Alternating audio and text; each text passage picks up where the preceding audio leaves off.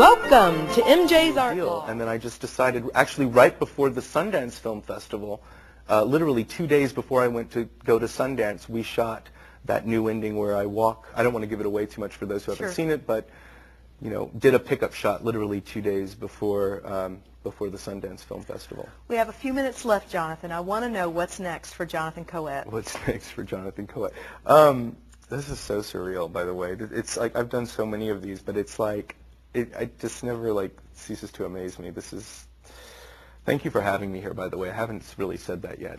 What's next? The next thing is I'm going to be. I can't really talk about it verbatim, but I can kind of generalize it. Okay.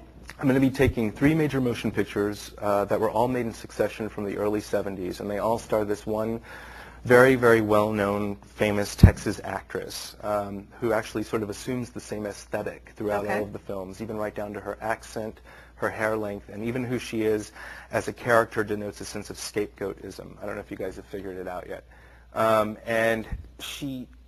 My fantasy is to get all 3 of these films free of underscore and free of any pre-existing music that were in the original films, and just utilizing the split-track dialogue derived from the master of all 3 films. And I basically want to re-augment them and remix them into a new 2-hour film that's going to tell and evoke a completely different story.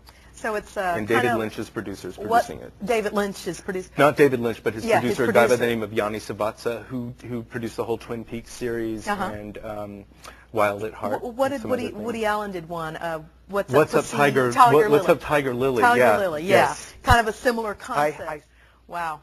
Thank you for joining us tonight, Jonathan. This has been fantastic. Behind us are people that were either in the Tarnation, the movie, or somehow associated with Jonathan, people that came down for tonight. And who's the young man next to you? This is my son, Joshua. Joshua, what did you think of the movie? Well, I have one thing to say. I love the movie and I love my dad. Oh, wonderful.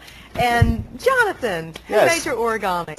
This origami, which is so cool, it's actually too beautiful to be called an origami. It's something else. But this was made by a very, very, very talented artist by the name of Kyle Fu, who is this very amazing emerging artist, multitasking artist here in Houston, Texas. Awesome. And there's an art opening that we're going to tonight at one of his spaces, and I'm very, very much looking forward to it. Excellent. Thank you.